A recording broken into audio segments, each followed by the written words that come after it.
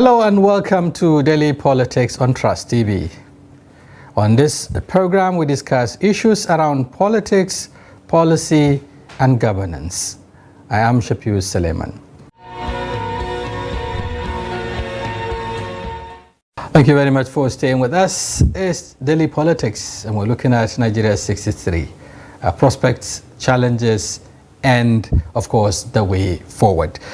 You can also do well to follow us across our social media platforms. In case perhaps you miss part of the show, you can always have a backup, following us on our social media platforms. And our guest in the studio is Engineer Abagi Sani, that is the National Chairman of IPAC. We're back, Engineer. Yeah, before the break, we're looking at some of the fault lines. We're looking at economy, for instance, and why we're not getting it right. You were citing an example with the current administration trying to do house cleaning, in the CBN, which holds the treasury and so on, but then forgetting the fact that money comes from somewhere, which is the oil sector. And you're talking about the need, to make sure that whatever is coming from that sector, is properly justified and so on. Now, beyond just oil, yes, which is fundamental. You talk about 80% contribution to the GDP and so on. No. No. The income, the revenue to the economy. The revenue to the economy. It contributes less than 6%. That's right. In terms of the GDP. Right. Yeah. GDP. Okay. Yeah. You're also talking about the exchange rate. Yes. I want us to look at the naira, for instance. Yes. Fundamentally, today we're battling with the issue of inflation. Yes. We're talking about the dwindling value of naira. At independence, a dollar is less than is it 10 naira or so to a dollar? Yeah. And today we're talking about 1,000 pounds for a dollar. So, and then we have successive administrations coming up with different kind of economic policies and so on. But yet we are where we are today. What are we doing wrongly? What are we not getting right? Incompetence. Okay. We just be incompetent and we ignore it. We don't give a damn who is running, what mistakes are making, genuine mistakes, deliberate mistakes. We don't punish anybody for stealing our money. That's the issue. And you must understand the system that we are operating, the economic system we are operating in this country. You have three major sectors or departments, if you want to use the word, that really drives the economy of this country, as far as the government is concerned. You have the Office of Accountant General of Federation, you have the CBN, you have now the oil and gas sector of the economy. Yes. So if you as the president, you don't have your hands on these three the departments or sectors of the economy, believe you me, you've lost it. And that's what happened to us. But we have presidents who are ministers of petroleum, for instance, just to make sure that things are going on. Those are policy managers. They are policy managers. I'm talking about implementers, people who are implementing, people that you must monitor, ensure that you must connect them. Today, we are not connected online. CBN doesn't know what NNPC is doing in terms of online, what is happening in NNPC, where the bulk of money is coming. The manager doesn't know, who is the banker of the government, the CBN. The man who is operating the sector for you, where the money is coming from, is not connected to anybody online, like the Accountant General Federation, who is the owner of the money, because the AGF, is the one, is like your accountant, your chief accountant in your company.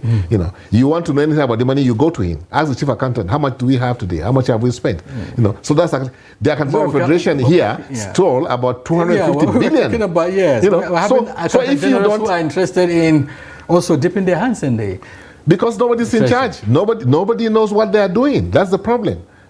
We are lucky to have a woman there now today that I know is a very serious person.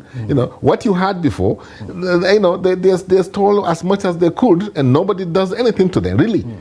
So this is why we must. We have to end up in plea bargain. Exactly, plea bargain. Everybody goes home and then go enjoy your loot, and nothing happens to you. Is that a serious country? We're not serious. That's the point. That is the bane of our development in this country. Until you have somebody who is alive to the responsibilities that. Yes, you can be talking the about house cleaning thing we're talking about. Isn't that some sort of showing interest in what is happening and the need to get things the house cleaning. Right. I mean, the point I'm making is that we must get serious about how do we operate this economy? Who are the key drivers of this economy? The key drivers I'm talking about, that the presidency must have hands-on on these sectors of the economy, these departments. But we have it's situations important. where they are invited to intervene in certain aspects. For instance, we're battling with the subsidy removal aftershocks. And then, you see, I mean, the NMPCL is asked to bring in some money and stabilize the fuel price and so on, so that Naira would also, I mean, the free fall of the Naira can be addressed and all of that. Is that the right way to intervene? That is not the right way at all. That's not the right way at all. We're just compounding the problems. We are compounding the problems. The people that manage this crisis that put us where we are today are the ones you are now calling again to come and solve the problems for you. When you have ignored billions of dollars that you are losing, from the crude oil sector, nobody is asking anybody about that. You're asking about this pittance, because it's like pittance. If we're able to get that money into our coffers, perhaps the issue of subsidy will not be as dominant as it is today, in discussions. It has become a lifeline. So it shouldn't be as it is today, because the issue is that Nigeria, people want to deceive you that we're not a rich country. We're a rich country, because we are, like you rightly say from the beginning, we are number 6. In fact, we are even number 4 when it comes to gas. We can compete effectively for a fourth position in terms of gas. That is yet to be tapped. This is what is yet to be tapped. And then, so the issue is about us. It's not really about the gift that God has given to us, which is the economy. So if you are talking about the solution to the problems of this country, the solutions are already there. We know the problems. Why are we not engaged in these issues? Because we lack the political will. For instance, why ask the question around the Naira? Yes. It appears the devaluation, if you like, or the free fall of the Naira, and perhaps the rise in crude oil prices, especially the pump price, have put Nigeria on the edge, and Nigerians specifically. For instance, some would say even part of the reason why the Naira keep falling is the fact that we are also not a producing nation. Our industries are not functioning. Nothing is happening. We're not producing anything. So that's why we're paying for somebody's incompetence, somebody's graft, somebody's lack of respect for the laws of this country. That's what we are paying for. If truth must be told. You say your Naira is losing value because there's a lot of pressure from people who are importing petroleum products in this country. What have you done to those that you get your 4 refineries to run, and they run aground, and you are doing nothing to them? So and why must you continue to import when you have the capacity to refine? And you put people in charge of the refineries, and nothing is happening, and everybody is just saying, "Oh, okay, it will by November next year it will be okay." And then we're pushing the whole. We're pushing the whole thing on the ordinary people now. Because it's a failure in the first place. To get the industries, to get the refineries working, so that the subsidy will stop. You know how much the subsidy issue contributes to the Naira devaluation? The last time I checked, about 40%, over 40% of the demand. That's quite substantial. That you are using to import, this God-given in your backyard that God has given to you. You are now buying it and running down your economy. There's something called swap, is it? They swap the oil? Crude oil, crude oil. Yes. So you give crude oil out for people to refine for you, and then you bring it back. Exactly, you pay. And you pay extra on it, transportation, processing fees, and administrative fees, and handling fees. What kind of economics is this? Is it madness? What formula? Where do we get this formula of?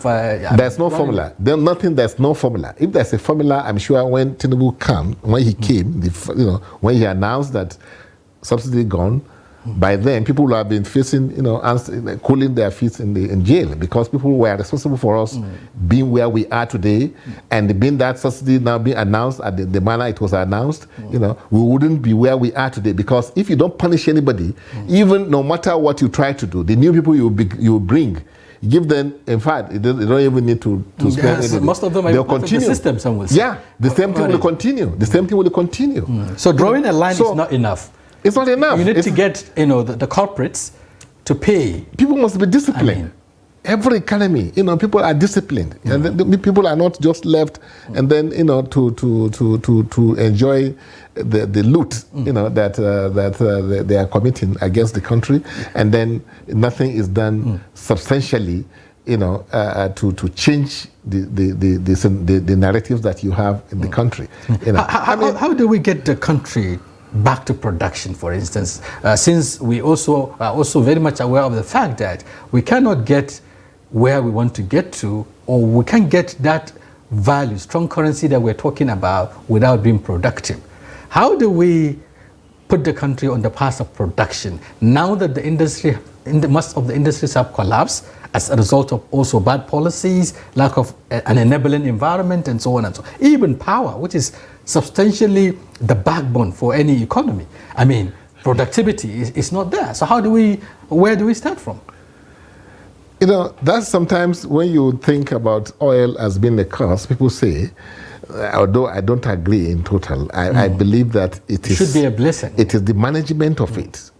You talk about power. If we manage that industry well, we would have enough gas, to produce electricity for us in this country. It still boils down to that industry I'm talking about.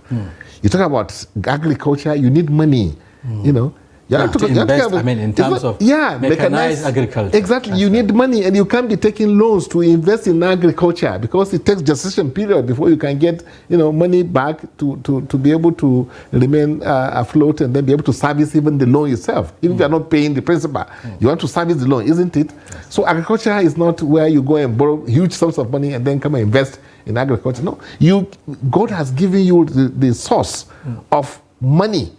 And people are stealing this money, and you are seeing them. Naiti comes out with reports, that is conducted that you are losing billions from this sector. Solid minerals, we are losing billions from that sector. What does it take, to stop the thieves? That's the issue. Perhaps they are bigger or stronger than the government, so to speak. No. If they cannot be checkmated. Government, no. It appears we're helpless. No, we're not helpless. Why did you elect people to do it? We are not helpless. Thank you very much for joining us. If you're just joining, you're watching Daily Politics and Trust TV. You can do well by also following us across all our social media platforms on Facebook, Twitter, and you can also watch us live on YouTube. And our talking point today is the verdicts of the governorship election petition tribunals across the country. We have in the studio Barrister Sam Kabu, a senior advocate of Nigeria. Before the break, we're looking at dwelling on perhaps the procedures, the processes and procedures of arriving at some of these decisions that we saw came from the various tribunals. We're looking at looking at Kano as a case study, for instance. One thing that happens to come to stay, some will say, in respect to this judgment, is the application of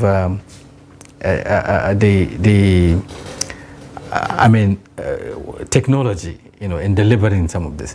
Kaduna also keyed into that. After Kano, we saw Kaduna also go in the Zoom way, and subsequently Nasarawa and so on. The case in Kaduna has also generated a lot of apprehensions and misgivings, some misunderstandings too, even among lawyers and media practitioners who happen to be in court to report this judgment.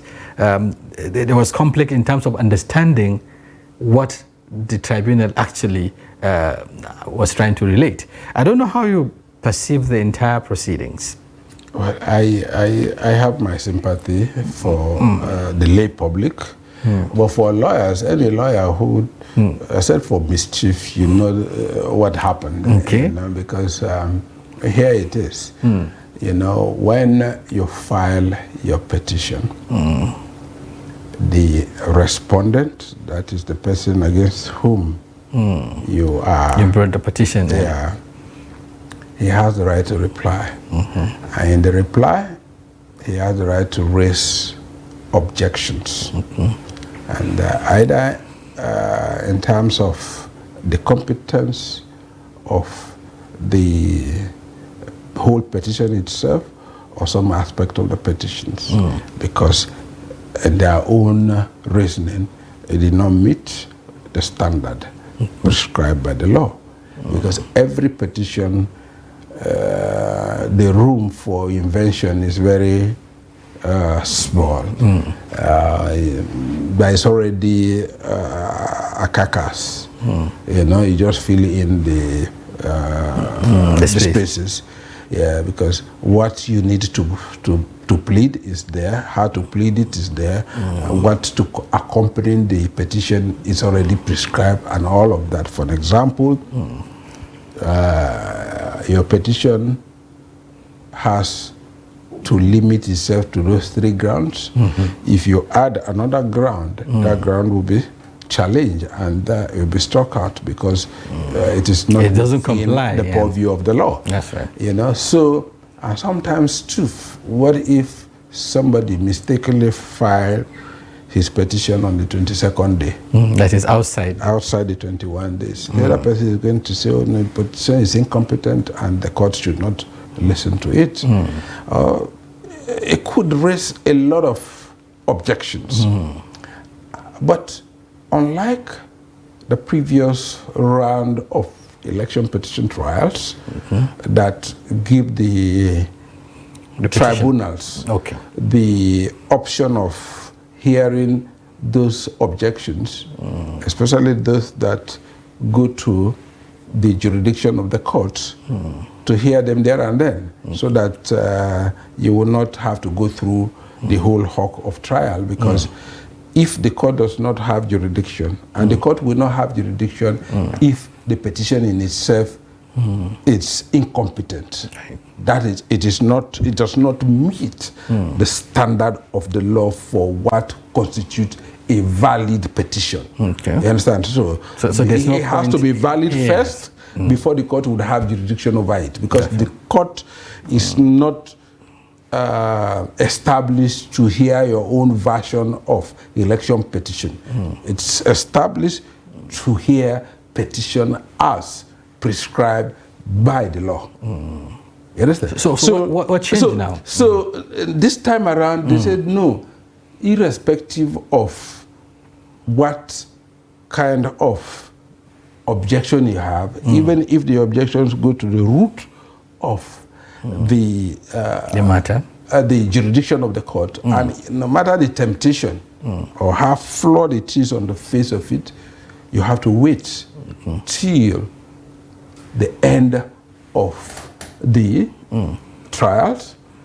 You give your ruling first on the objection before the judgment within the same time. And that is why you have this lengthy judgment. People are saying, because there are so many objections. The objection would come either during the pre-hearing, during the hearing, you have objection as to admissibility of documents, objection as to allowing a witness to testify, objection as for the court to allow a subpoena witness to testify and tender. All of that have to be determined. All of those objections would line up. And because there are objections, they would first be determined before the substantive matter.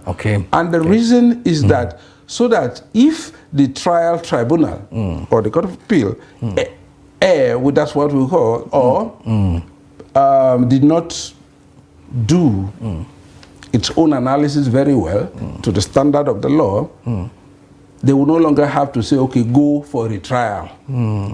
Assuming those have been already assuming they dismiss your petition now, and you go up to the Supreme Court, and the Supreme Court say, oh no, it was wrong for it to have been dismissed. Go and continue with the trial. What if by the time you come, the 180 days are over? So that has to be concluded. No, you can't. You're out. I've had two of this one.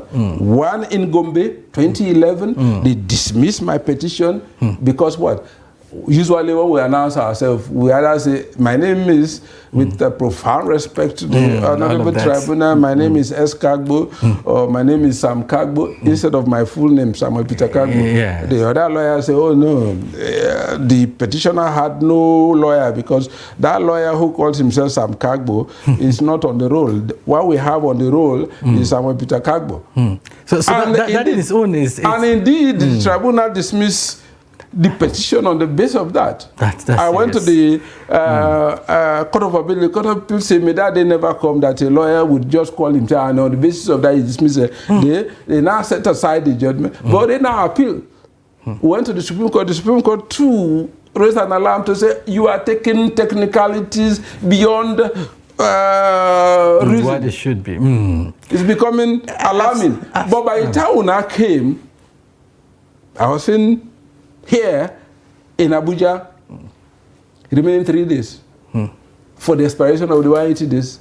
By the time I could, I left here in the middle of the night to go to Gombe. This was 2014, when Boko Haram was still there. I had to go by road. The next morning we go and started trial, but for what? You are talking about governorship trial. Just one, they call, just make believe. You are already out. You understand? In 2011, Senator Olero won at the tribunal, but the Court of Appeal said, no, you couldn't have. Go back for the trial. The Court of Appeal did not set up, what do you call it now? It did not set up a panel until the end of the 180 days. When we now went back, they said, oh no, what are you coming to do? 180 days is over. So if I understand, what they're trying to, those technicalities. That is to make sure that nobody suffers that kind of impediment or that kind of infernal injury on the basis of technicalities. So everything is here. So it's the same thing that happened in Kaduna. In Kaduna now, they upheld the preliminary objection to say, okay, let's start with the preliminary objection. And they now say, you are right, we upheld it, and therefore the petition is dismissed. But assuming we err on this issue of preliminary objection, let us hear the merit so that both of them are decided, that will be decided by the appellate court. They now said, after taking everything together, on the merit, you are right. Okay. You understand? The petition succeeds. But you are already been indemnified as long as a petition is dismissed on the basis of preliminary objection, irrespective of your merit. It's no longer an issue until you go on appeal. If you go on appeal and your objection, you know, it's the ruling on the objection is set aside. Once the ruling of the objection is set aside, the onus is now on the other party to the respondent, the respondent to face the merit. So both of them are going to appeal. Okay, so if I understand the layers, if you like, or the petition, the partition in terms of the composition of the judgment was what caused the confusion. People were actually looking at those preliminary objections, rulings on the preliminary objection, and then attributing it to the substantial matter. If they don't go on appeal, the governor is still a governor, because what? Before they went to the substantive matter, the petition was already dismissed. So once it's dismissed, it's dismissed. Okay. So it's like to say, okay, sorry, assuming we are wrong, let's see what we would have held. This would have been our judgment in your favor. We would have given you judgments in your favor. You understand? So in the case of Kaduna, both of them now are burning the candles.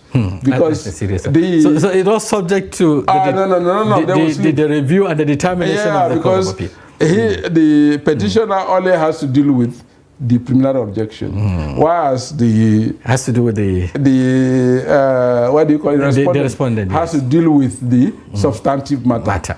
So both have challenges before them. The Court of Appeal, Supreme Court may uphold that thing, or it may reverse the thing. It may even find that on appeal they will say you are wrong on the preliminary objection, but you are right. No. You are wrong on the preliminary objection, but you are right on the, or they could say, oh no, vice versa. You are wrong on the preliminary objection, you are also wrong both sides on the substantive matter.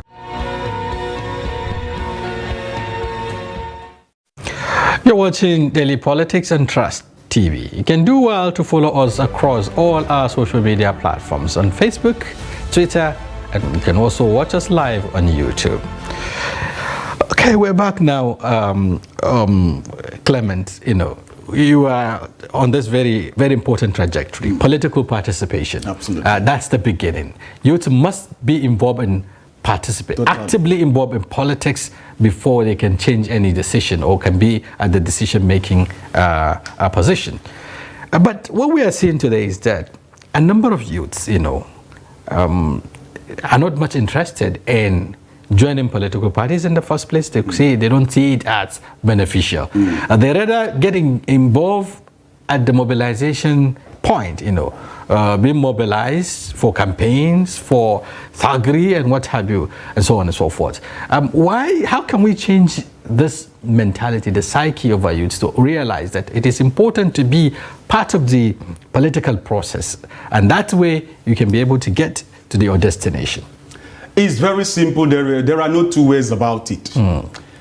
In politics, you must join a political party, at least as it is currently being institutionalized in Nigeria by Constitution and Electoral Act. You cannot shy away. No matter the level of prophecy that your pastor, your prophet, or your imam tells you that you become elected or you become governor or become president or House of Rep or Senate, you must join the vehicle. Go and join the political. It begins from there. See, in life, we must intentionally do things. If the goal is for you to achieve this, know what is required of you and from you to get from point A to point B first. Be interested in joining political parties. Now, if you say there are no benefits, there are several benefits. If you join the political parties, you'll be called upon in ward meetings, unit meetings. There you are forming opinions. You are asked to say something, you say it beautifully, you are noted. They need somebody to represent somebody from that unit, that ward, that local government area. You are called upon. They need somebody to represent somebody in that local government area, that state. You are called upon. Then when it comes to the time of electing ward leaders, you are equally playing a role in electing those ward leaders. You are climbing gradually up the ladder. It gets to a point of selecting delegates. Your opinion is sought for because you are not just going to be a bench warmer. You must be actively involved. You raise issues, ask questions, interact. From there, people are noticing you. Then when it comes to, they are looking for aspirant.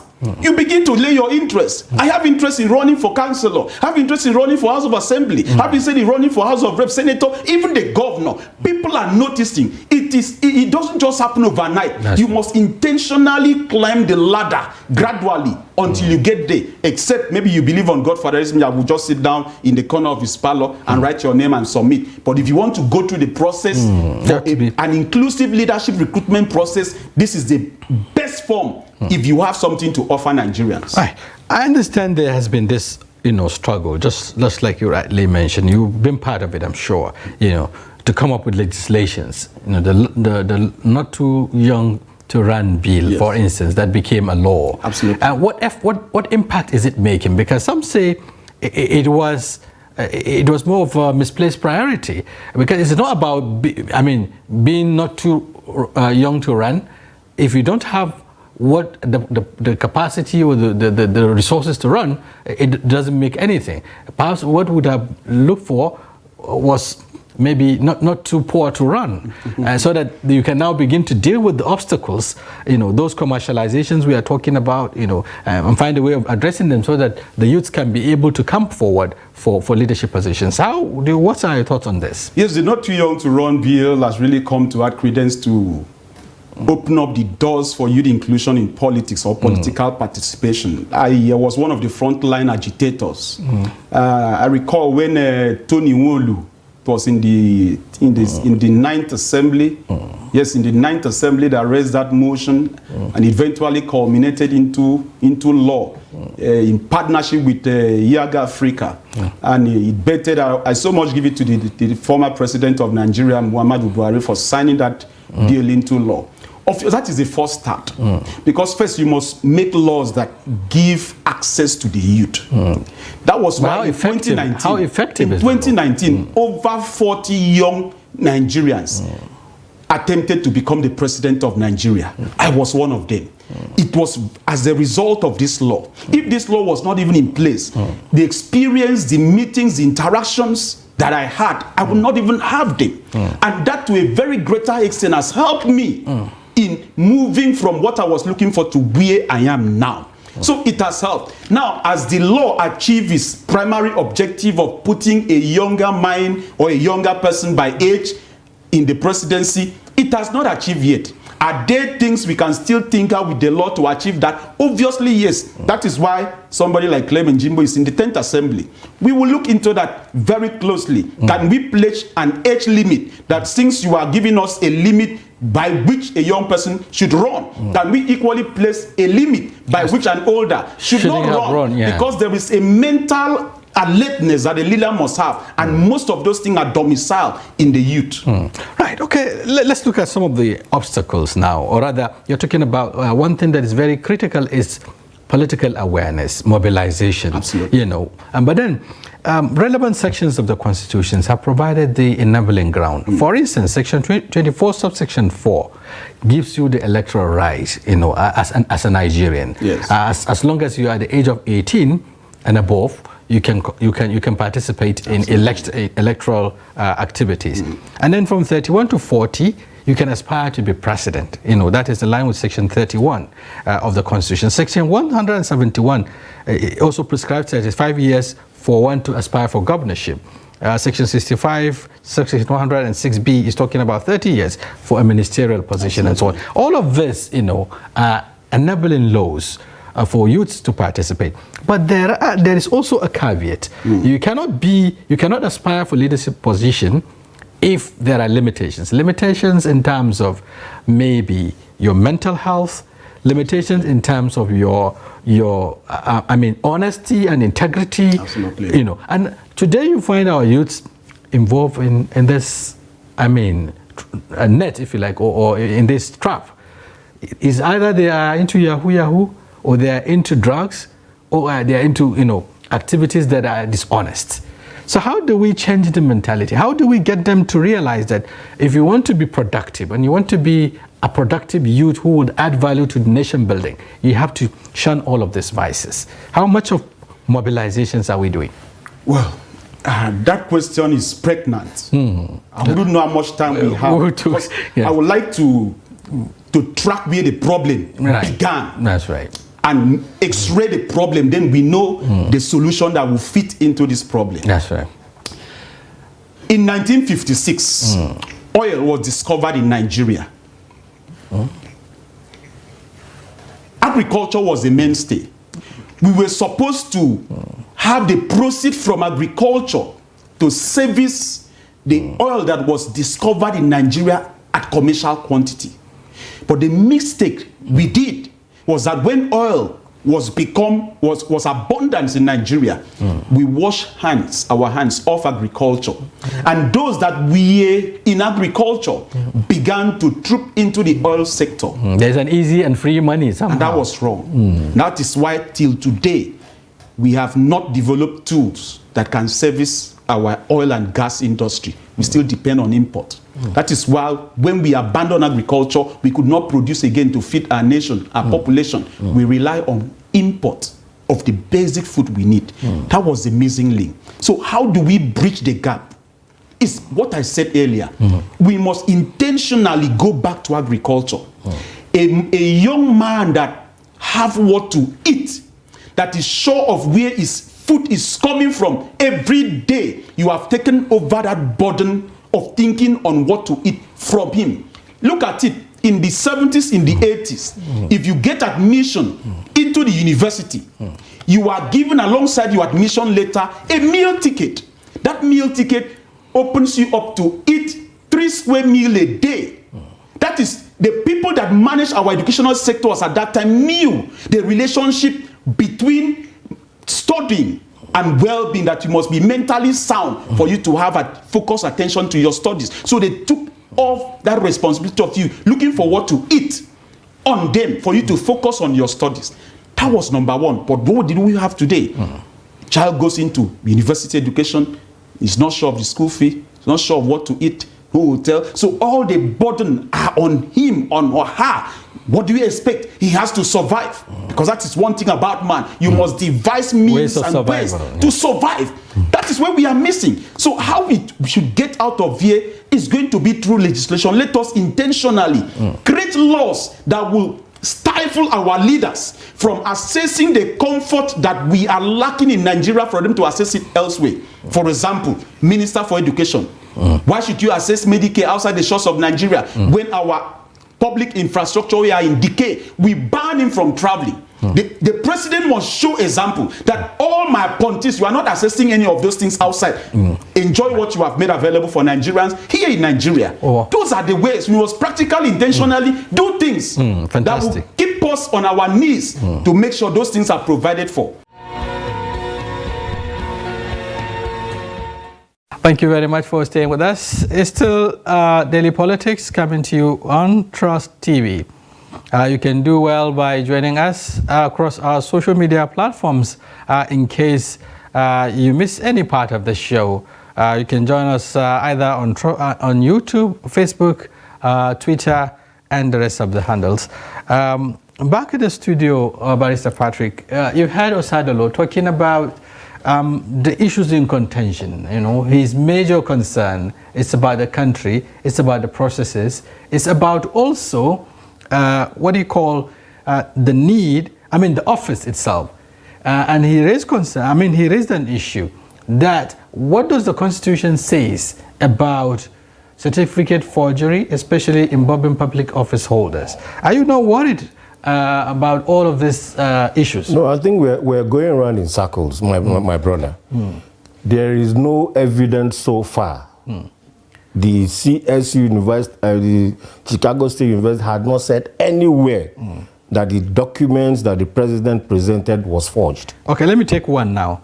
The CSU admission application form, according to the findings, claim that Bola Ahmed Tinubu attended Government College Lagos and graduated in 1970, when the school was established in 1974. Who said it was established in 1974? Where did you get that from?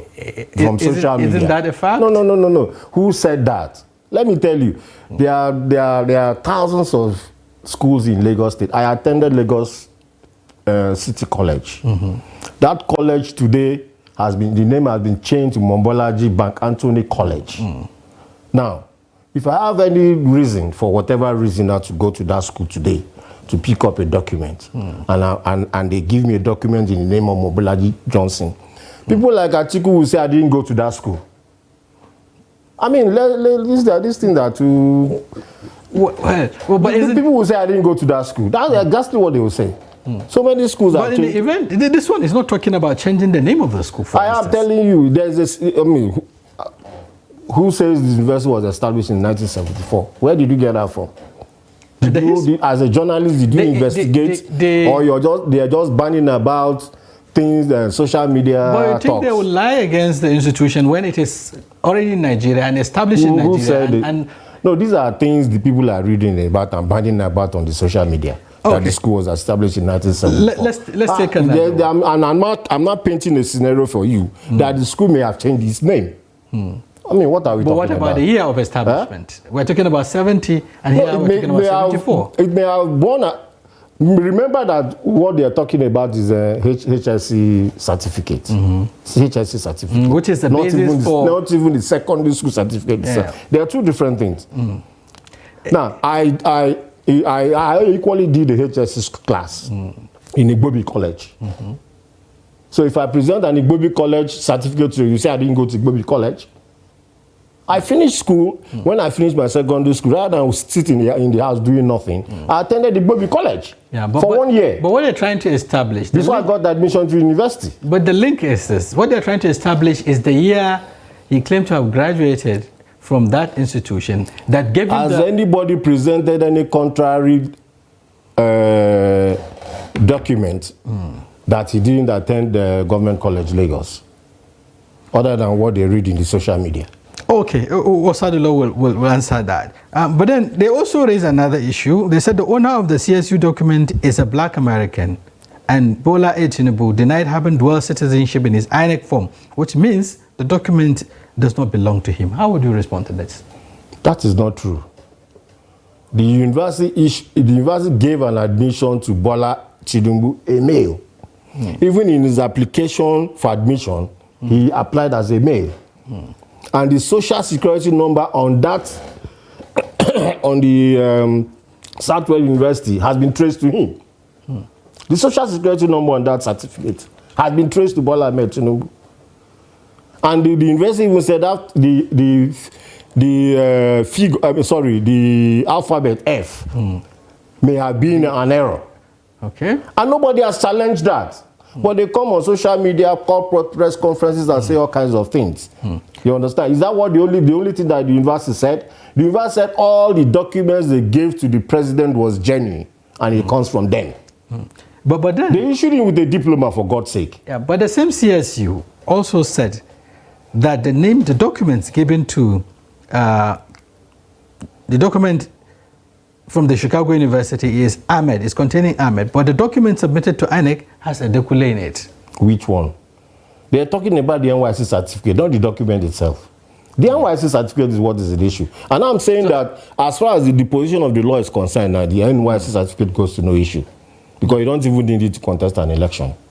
And has the NYC denied that they're not the ones that issue that, even if it bears Adekule? People make mistakes in names. But the same NYC certificate consumed a certain minister. I don't know if you remember. She chose to resign. To be relieved of her position. She chose to resign. The other minister for communication sat there firmly and finished his tenure.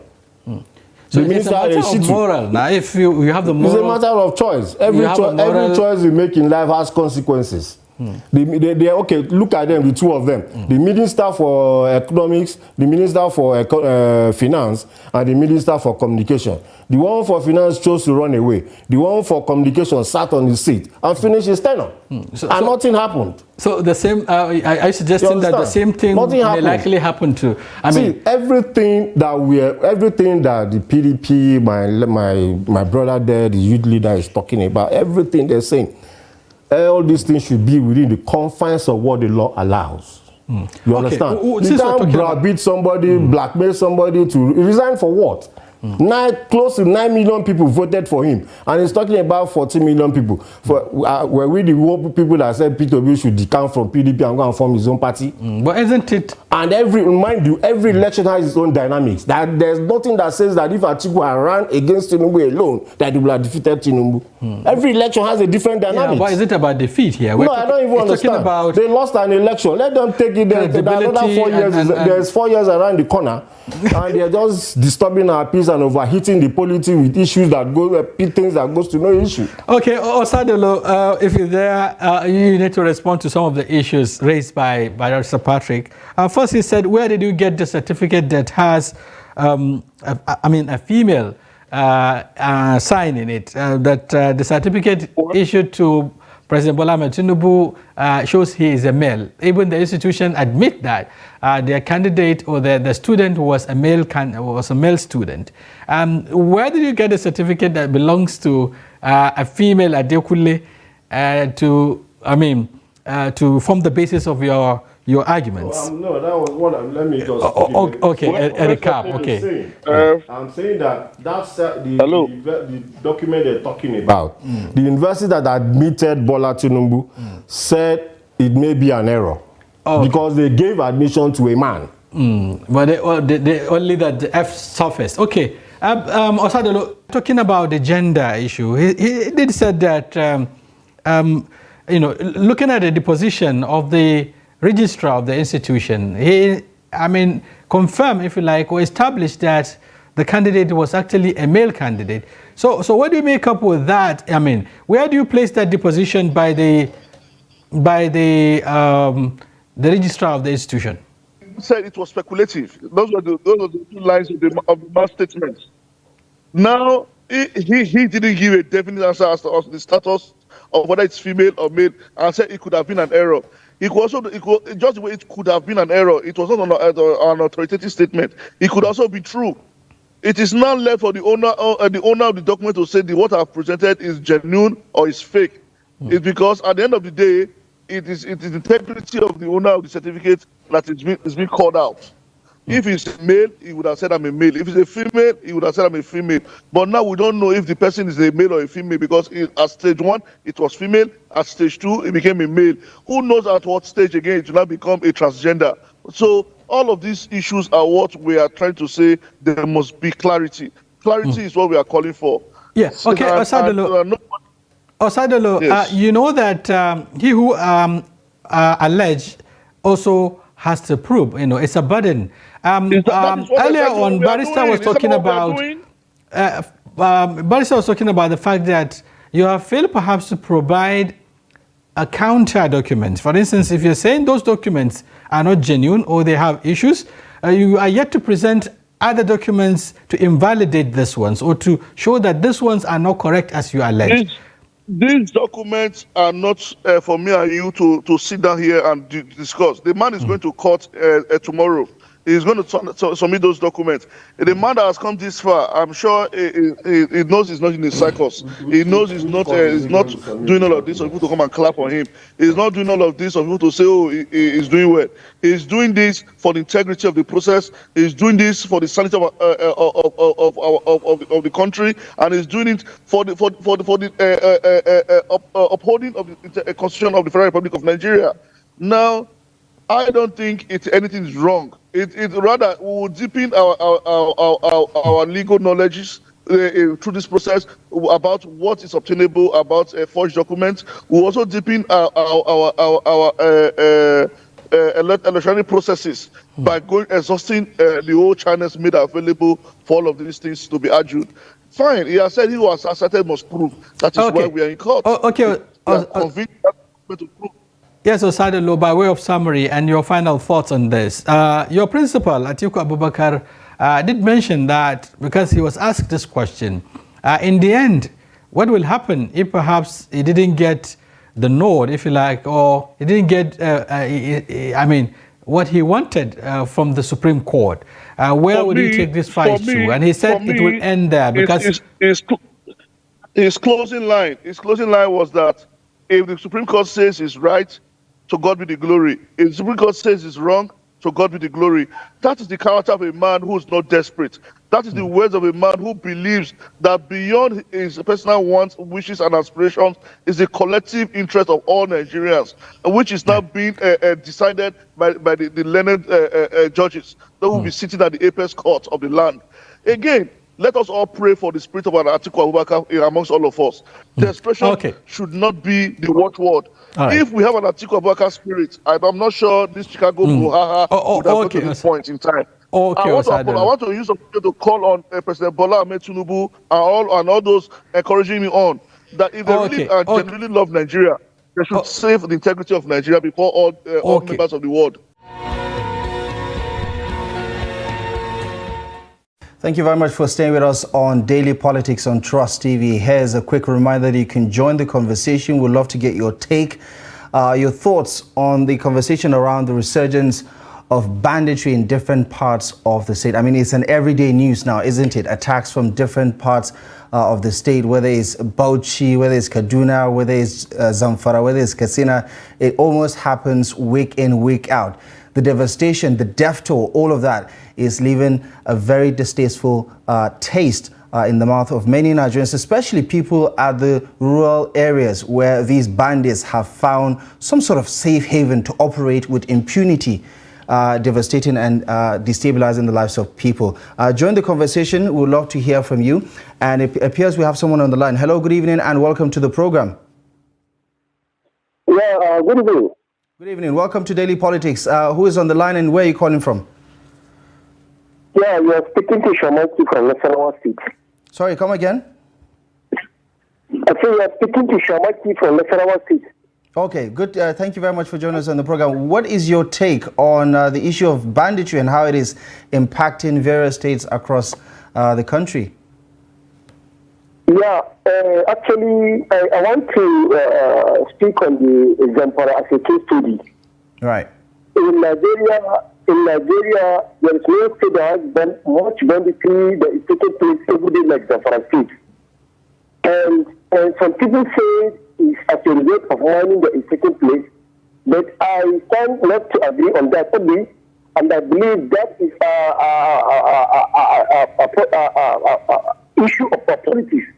Some politicians are following a bandit to terrorize innocent people that are moving their local business in that state.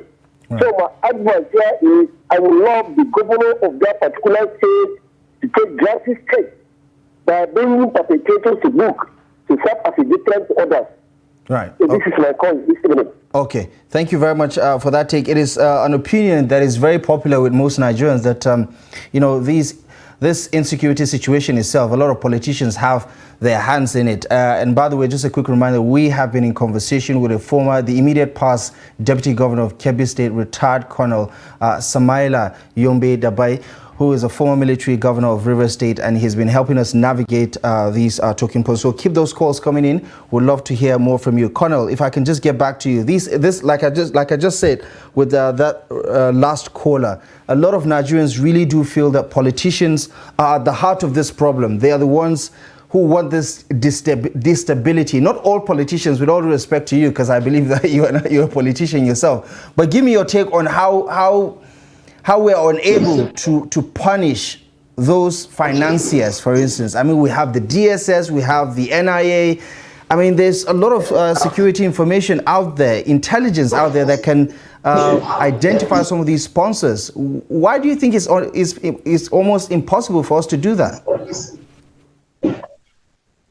You see, it's unfortunate that some of my colleagues in politics are involved in shading, so to speak, the bandits.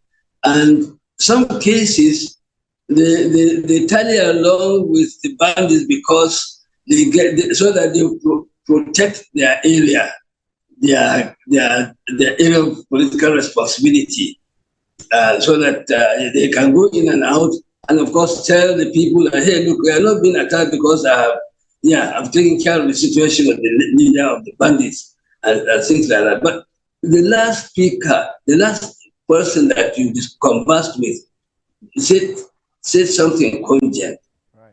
Taking a punitive action against anybody found siding along. Just hold your thought there for a moment, Colonel. Just hold your thought there for a moment. We do have someone else on the line. Hello, good evening.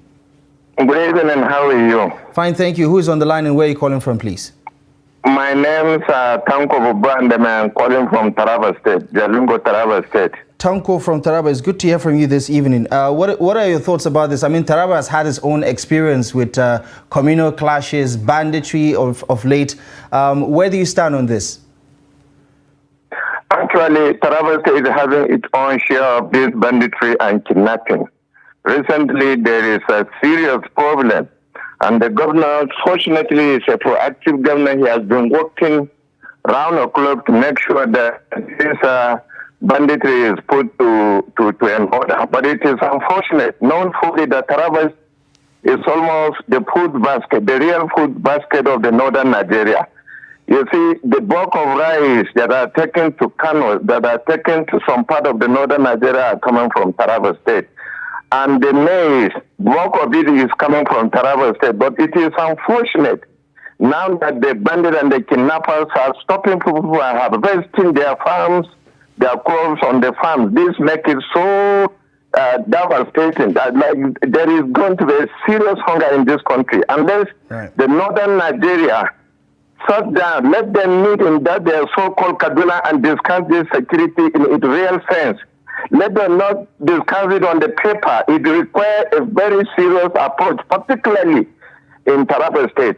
It's like the world has abandoned us. The governor is left alone trying to convert this insurgency alone. It's like nobody is hearing about us, but we are feeling the the heat. We hope this message will go across and something tangible is done about it. Tanko, I can understand and appreciate your frustration. A lot of Nigerians from different parts of the state, whether it's Zamfara or Kaduna, everybody has his own perspective. And for most people who have been impacted negatively by this development, they would cry that, you know, their situation is quite deplorable. But I do appreciate your take. And of course, between Taraba and Benue, I think the official food basket of the nation is Benue State. But I take your point. Thank you very much for joining us on the program. I appreciate your thoughts. Right, so back to you, Colonel. Just a quick reminder to our viewers, you can join the conversation also. We'd love to hear your take. Keep it concise, keep it direct, and be articulate as you know, as soon as you are connected through to the show. Just, you know, to Tanko's point there, one of the obvious socioeconomic impact is that the North, which is an agrarian region entirely, is negatively impacted by the Boko Haram insurgency, and now this banditry. Farmers are unable to go to their farms. Even if they do so, they are being exploited, they are being maimed, they are being killed. And the issue of food security itself is something that is staring us in the face. What are your thoughts about, you know, how people feel like the government is not giving its best, you know, when it comes to addressing these concerns? Really, I don't want to start breaking on the past events. Yes, we keep pointing fingers at government not doing that, government not doing this. Well, it's true. Most of it is true, but it is pleasing. I want to reiterate this. It's pleasing to note that His Excellency Ahmed Bola Tinubu, the Commander-in-Chief, the Head of State and Commander-in-Chief of the Armed Forces, and already set into motion activities that will lead to the end of these hostilities, I can assure you. He has already given marching orders to the service chiefs, and he's even chosen a very active Minister of Defense, who himself, although when he was the governor of, he was not attacked. He had no bandits problems, but all the same, all the states around him were faced with the problem. And Colonel, he was also friendly. Just for a moment, let's get back to the front. Okay, just go ahead. Go ahead. We do have someone on the line. Hello, good evening. Hello, good evening. Welcome to Daily Politics on Trust TV. Who is on the line and where are you calling from? Good evening. My name is Abubakar Mohammed Ibrahim, calling from Maiduguri. Abubakar Mohammed Ibrahim, Maiduguri, the epicenter of the current Boko Haram and ISWAP insurgency. What is your take on this unending battle with insecurity, especially as it relates to banditry? I know Borno State entirely has had to deal with almost a complex situation with insecurity. But what is your take on what is happening right now? Hello? Hello, Abubakar, can you hear me? Okay. Hello, Abubakar, I don't know if okay, we lost our connection to Abubakar. So give it a try, call back, and rules of engagement, please turn down the volume of your TV set if you're calling in, because the interference itself would not make for a good conversation.